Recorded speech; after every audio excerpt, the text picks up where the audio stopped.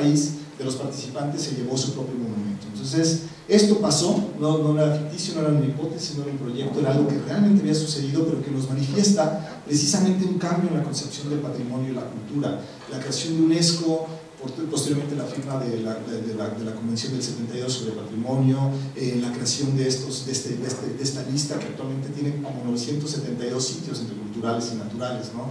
Donde algunos sitios predominan el turismo, que también emerge como un aspecto importantísimo en la posguerra, si bien viene desde antes, pero el turismo además es una explosión impresionante después de la década de los 50, la creación de la aviación. En otro sentido, si ustedes ya a nivel contemporáneo hacen una comparación de la Organización Mundial del Turismo de los países más visitados, casualmente son los mismos países que tienen mayor cantidad de sitios declarados Patrimonio de la Humanidad. O sea, hay una relación directa entre fenómenos, no son causales ni mucho menos, no es que el hecho de que tengas más sitios Patrimonio de la Humanidad eso sea proclive a que te visiten más, pero sí es cierto, también es una realidad. México, por ejemplo, es el país líder en Latinoamérica, es el que más tiene patrimonios de la humanidad y es el más visitado en Latinoamérica, igual que otros países que tienen una gran cantidad de sitios patrimonio. Entonces, precisamente, a lo que subrayo con estas ideas que ustedes enriquecieron, con lo que enriquecieron, ese es el panorama en el cual las arqueologías postprocesuales o interpretativas plantean en la base de su trabajo. La idea esencial que va a estar subyacente a toda esta dinámica es la pregunta: ¿a quién le pertenece el pasado? ¿Quién es el que realmente debe gestionar estos recursos? ¿Quién es? Obviamente, si a ustedes le preguntan la perspectiva nacionalista, pues el Estado, ¿no? Es el que tiene que gestionar, que también tiene su sentido y tiene su razón y tiene sus ventajas. Pero por otro lado, el empoderamiento de comunidades indígenas a través del pasado, esto también genera otras características en torno al panorama actual de cómo se realiza investigación. Hay una serie de sucesos, entre ellos, bueno, este momento es sumamente importante. Ya para una década, un poquito, bueno, la creación de los 70 de esta idea de la Convención de Patrimonio de la Humanidad, ya no es patrimonio nacional, lo nacional queda subyugado a esta idea de una patrimonialización del mundo, ¿no? Donde los sitios arqueológicos no son los únicos, pero son parte sustancial de estas políticas. Posteriormente, otro tipo de cosas que inciden muchísimo en términos del manejo y de la estructuración de la investigación es hacia los 90, con la promulgación de diferentes tratados internacionales, bueno, tratados nacionales que se convierten posiblemente en internacionales para la repatriación de restos arqueológicos y restos humanos, el NAGPRA, que es el Native American Activation and Repatriation Act. Ese se promulga en 1990 y lo que está permitiendo a los Native Americans, a los First Nations norteamericanos, es ejercer cierto control político y legal sobre los restos arqueológicos y sobre todo sobre los restos humanos. Actualmente es virtualmente imposible excavar un resto humano en Estados Unidos, por ejemplo. En Australia, que es otro país que ha generado una política también súper interesante en términos de la relación que se establece entre comunidades indígenas actuales y restos arqueológicos y restos humanos. Canadá, también otro país que sigue la vertiente planteada en los 90. Nosotros tenemos casos muy interesantes porque nosotros tenemos un país que tiene una frontera con Estados Unidos, pero esta frontera estaba, literalmente, no existía no hace 150 años. Finalmente, lo que pasa aquí es que nosotros tenemos una interacción muy interesante en cómo se conceptualiza la idea de este NAGPRA del otro lado de la frontera. También tenemos un grupo indígena que son los Tojono, Damquicruz, que son grupos binacionales, que en realidad su territorio está parte de México y parte en Estados Unidos.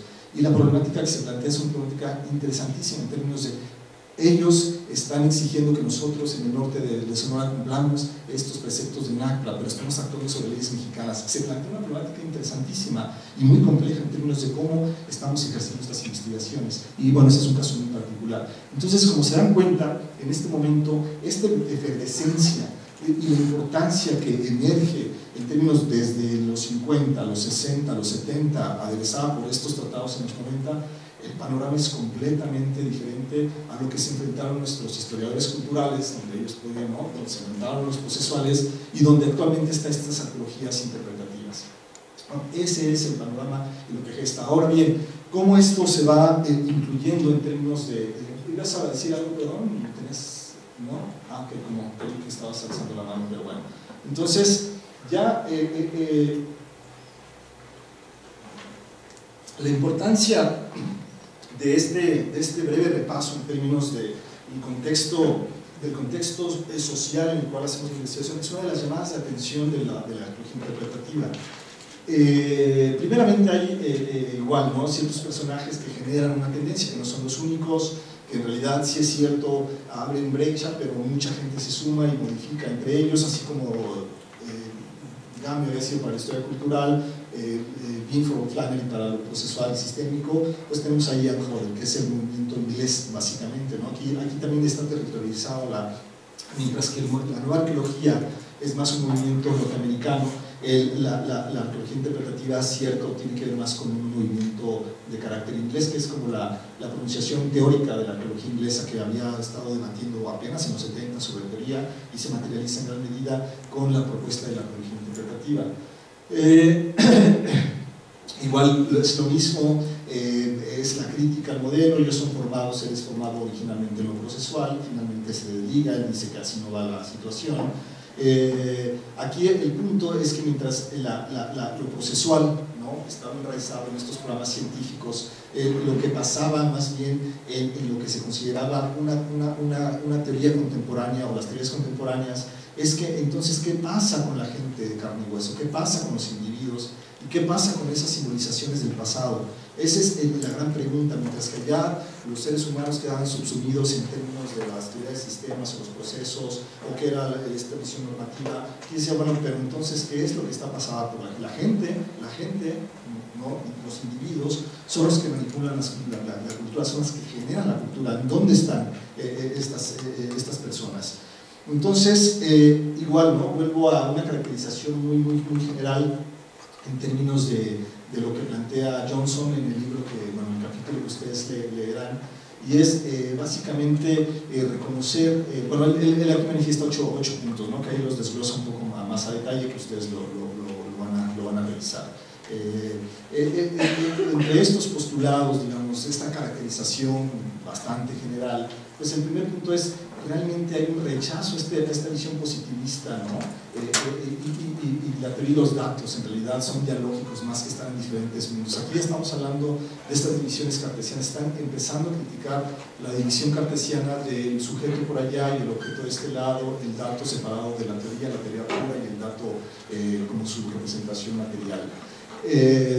Ellos dicen que no es cierto. Esta visión objetivista de la ciencia no es realizada en arqueología porque los datos siempre tienen una carga teórica política o cultural, es subyacente esta idea. No puede desligarse un dato sin una carga política o cultural. Y que, bueno, esto tiene sentido en toda la agenda que se propone. Pues lo que mencionaba un poco ayer, estos postprocesualistas iniciales rechazan la reivindicación de la ciencia como la única forma de conocimiento. ¿Por qué realmente se apela como esta forma de conocimiento? Apelan más a un constructivismo social en sus variantes dura y blanda. Aquí pongo otro ejemplo de un poquito de lo que les mencionaba hace rato, ¿no?, la caverna de los Beatles, en términos de las autenticidades o no autenticidades, y para exactamente ilustrar un poco que estos datos siempre van cargados de cierta carga política. El dato no es libre de esta carga político-cultural. Nuevamente, si ustedes, yo les digo, aquí está la caverna de los Beatles, no, lo tocaron originalmente, está en ese autógrafo, todo, ay, qué bonito, ¿no? Pero el punto es que esta no tampoco es original, tampoco es la donde tocaron los Beatles. Esa se destruyó cuando hicieron el metro. Esta es la réplica exacta que se hace y que actualmente está abierta al público, y que le pagaron 3-4 libras para entrar ahí, ¿no? Y que entonces, pero en ningún lado existe una placa que nos diga esta caverna no es la original, porque ya aquí mucha gente no entraba, ¿no? Pues porque eso es lo que representa que estos datos realmente, si a ti el dato no está ahí puro y libre, sino está cargado de estos símbolos y de esta política cultural, ¿no? Entonces, bueno, ahí está la versión original y esta es la caverna nueva, ¿no?, donde es la reconstrucción de esta caverna. Entonces, estos datos en realidad siempre tienen una carga política, cultural, ideológica, subjetiva de quien lo practica. Otro punto es lo que también ya compartíamos ayer, que era que las interpretaciones siempre son hermenéuticas, no hay una interpretación única y literal para un momento determinado. Estas interpretaciones siempre dependen de los contextos dependen de una multiplicidad de factores que tienen que ver con la suma de esos diferentes pasados, y que nosotros estamos elaborando una interpretación particular en un momento particular de un segmento de esta realidad. Y finalmente nosotros lo tenemos, ustedes se meten la mano a la bolsa, ustedes tienen una de estas monedas, y estas monedas son una parte de esa reinterpretación de esos pasados que se van sumando, que si es la fundación de México Tenochtitlan en la parte de frente, que en realidad es el frente de la moneda, o algún segmento de lo que se considera la piedra del sol, porque entonces estos pasados que condensaron en la producción original de esta piedra, luego son recuperados en estos presentes, y nosotros estamos realmente extrayendo algún símbolo de estos pasados, articulándolo en los nuevos presentes. Aquí es lo que se menciona como esta espiral hermenéutica, es el mejor ejemplo, ¿no? De que siempre hay una interpretación que está en movimiento, y que es básicamente eso, y es lo que están proponiendo, ¿no? Eso es lo que se propone también en las agendas postprocesuales.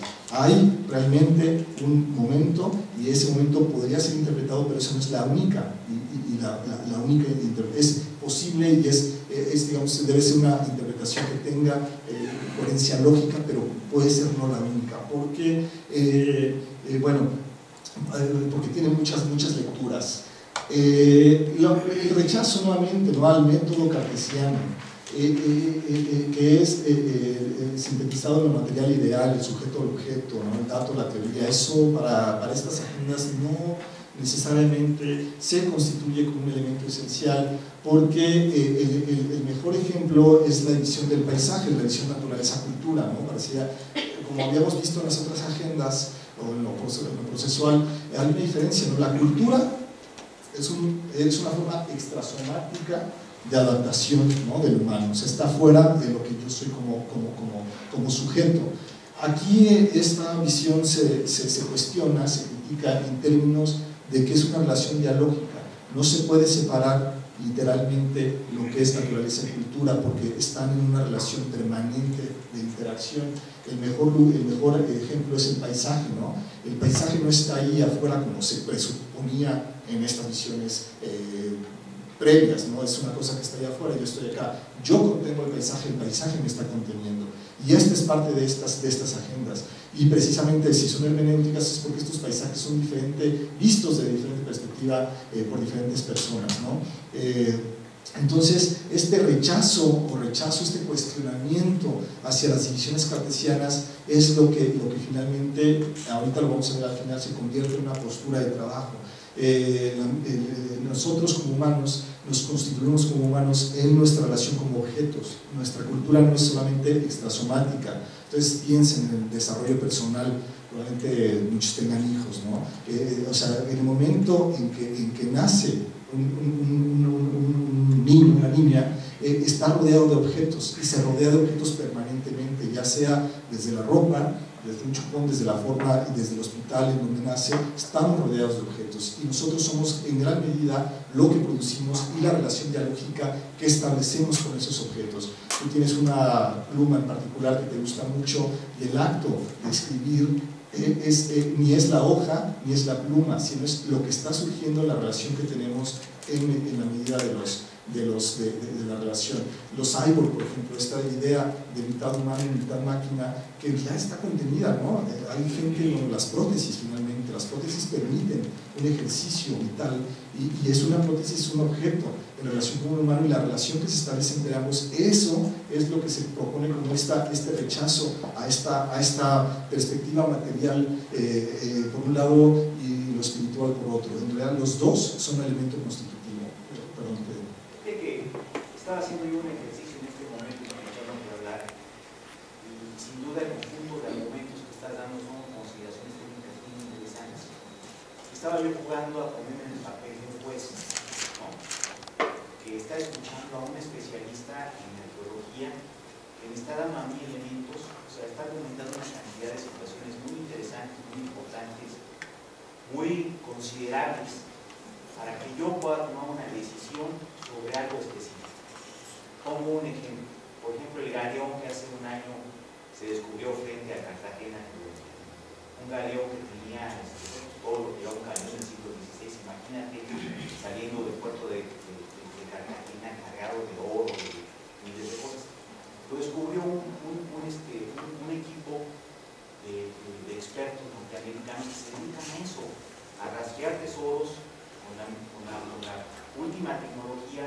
los identifican, los ubican, bajan, sacan los tesoros, se los llevan y los mercan, los venden directamente, ¿no? Entonces, a lo que yo voy es que este asunto que estás tú comentando es una parte técnica que debe ser una consideración muy metódica, muy argumentativa de fondo, pero en realidad yo insisto en que este conjunto de bienes culturales ya están tutelados, son sujetos tutelados de derecho, o internacional o nacional. Claro, es una interacción de voluntades, ¿no?, entre un Estado que dice respetar, digamos, los acuerdos internacionales, en este caso de la UNESCO, y una entidad, una agencia que está creada para esos efectos, ¿no? Entonces, y el otro paralelismo que se está haciendo, por ejemplo, es ahora se habla mucho de los derechos de las futuras generaciones. Yo en lo personal estoy absolutamente de acuerdo con eso, y hoy esta situación está planteando que muchas situaciones, por ejemplo, la conservación de la isla Tiburón o del Golfo de Cortés como un mar único en el mundo, se ha considerado que todas las decisiones del mercado sean aplazadas para que las futuras generaciones puedan tomar decisiones sobre eso. Sí, no tomar decisiones que comprometan la vida de las futuras generaciones. Hacia el pasado, creo yo que hay cierto paralelismo en ese sentido, ¿no? Pero ahora, hacia el pasado, teníamos ya una Primera y una Segunda Guerra Mundial, donde muchísimo patrimonio cultural fue destruido salvajemente, ¿no? Por la salvajada, por la estupidez. Se acabó, ¿qué no se acabó? Hay un documental de UNESCO sobre eso, muy impresionante. Bueno, eso hay que tenerlo en consideración, porque las cosas no se dan en abstracto, las cosas son allí. Y lo último que comento, por ejemplo, Xochimilco fue catalogado como un sitio, ¿no?, patrimonio de la cultura. Y UNESCO hace 2 años hizo un estudio técnico donde refería que dadas las condiciones de deterioro tan avanzado que tenían los apancles y todo el conjunto sistémico de sistemas de riego que tenían desde la época se iba a acabar esa consideración de tenerlo como un lugar patrimonio cultural de la humanidad, y en consecuencia iban a dejar de recibir recursos para sostener ese espacio, ¿no? Entonces ahí también la gente tiene obligación y tiene responsabilidades. La sociedad tiene que asumir su responsabilidad, ¿no? No es solamente hablar de burocracia celeste. La burocracia celeste tiene que cumplir con una función, digamos, normativa, regulatoria también, y es importante su función, ¿no? La sociedad tiene también que proteger lo que le corresponde, lo que le pertenece, en función de que comparte un asentamiento X, en este caso Xochimilco, museos, los sistemas de canales que tienen una regulación muy especial, etcétera, etcétera, ¿no? Son disquisiciones que hago porque me parece interesante lo que estás comentando. A lo que voy es que la parte técnica arqueológica para mí es importantísima, pero finalmente, como tú bien lo dices, ¿no?, alguien tiene que decidir si Chichén Itzá puede ser movido, removido o no, ¿no? ¿Es Chichén Itzá un objeto mercantilizable o no lo es? ¿A quién pertenece? ¿Al Estado o a la sociedad? ¿O el gobierno administra y la sociedad es la que realmente tiene potestades sobre este asunto, ¿no? También tiene que ver mucho con el posicionamiento que pueda tener la sociedad respecto de sus entornos, ¿no?, de sus derechos también. Sí, mira, yo nada más para completar lo que mencionas, es que en realidad nosotros estamos viendo como la parte teórica de una posición particular, ¿no?, en términos de ejercicio metodológico y teórico de la arqueología. Esto actúa finalmente bajo los marcos de legislación en diferentes países. Tú, por ejemplo, en México, tú tienes que presentar un proyecto, lo que hablamos el primer día, ante un consejo de arqueología, pero no te dice qué postura teórica vas a utilizar. Hay ciertos lineamientos que hay que cumplir, tú eres libre de utilizarla, pero tú actúas bajo esos lineamientos. En realidad nosotros, el ejercicio arqueológico en general, ¿no?, que puede haber sus casos, actúas bajo un marco legal, y ese marco, mientras tú actúes bajo ese marco legal, que puede ser ya nacional, internacional o estatal, y finalmente en la parte de interpretación o tu ejercicio teórico, pues se queda protegido en este ámbito mientras actúes sobre esas legislaciones. Sí se consideran, ¿no?, en realidad. Entonces esta es la parte más metodológica, ¿no?, que completo lo que decías. Una pregunta teórica. Si se rechaza la posesión entre material e ideal, ¿cómo puede investigar un arqueólogo si lo que queda es material? Como lo que se excava, ¿no?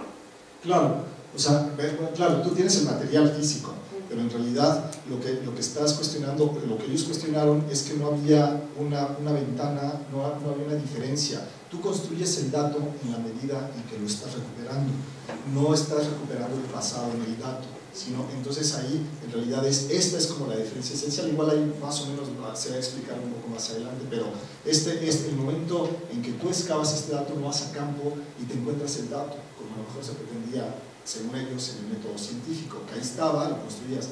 Tú vas construyendo desde antemano ese dato y cuando lo encuentras en esta realidad lo vas construyendo.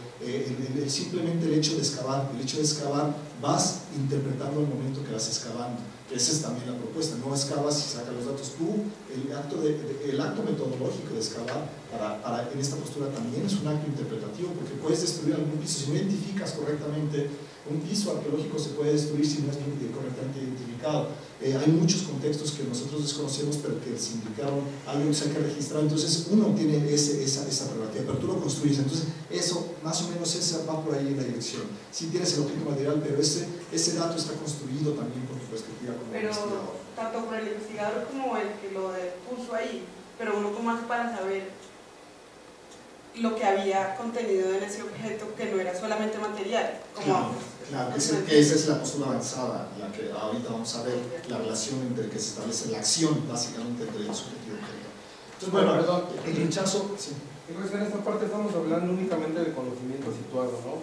De la perspectiva que tiene quien lo encuentra. Yo hago la pregunta porque ahorita que veo la diferencia material e ideal, Maurice Baudelaire, ahí por los 60s, escribe un libro, antropólogo economista, que precisamente se llama Lo ideal y lo material. No sé qué tanto rescate la arqueología de esta parte, porque hemos, bueno, por lo que he escuchado, se han hablado ahorita sobre posiciones sobre los elementos que se llaman patrimonio cultural y sobre la idealización o la creación simbólica, de la utilización simbólica del espacio que se hace de no sé qué tanto se rescata también de esa postura sobre la creación de los lugares santuarios, lugares de este tipo XY, lo que podamos rescatar de la antropología únicamente. Y por ahí más adelante te haré una pregunta sobre un término muy específico que se llama la arqueología del saber, que es una analogía que propone un francés que se llama Michel Foucault para estudios precisamente de diagnóstico para